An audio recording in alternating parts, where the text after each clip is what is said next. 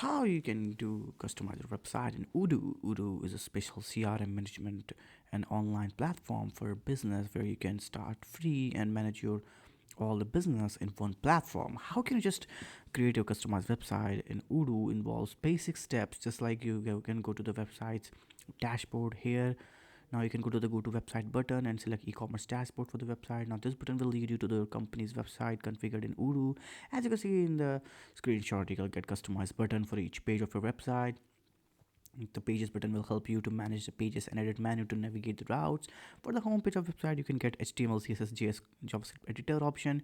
You can use to customize your web page as a requirement. You can use codes and stuff. You can even additionally you can use drag and drop stuff. The shop page on your company website, it will act like e-commerce platform you're selling product. You can make this page more attractive by adding additional features. You can see on the screen how effectively it works.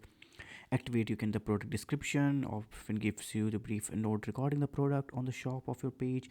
You can the comparison list option can be activated to allow comparing products on your website. A customer can use this feature to compare price and features for the same kind of product. You can allow your customers to add products in your daily wish list by activating the wish list.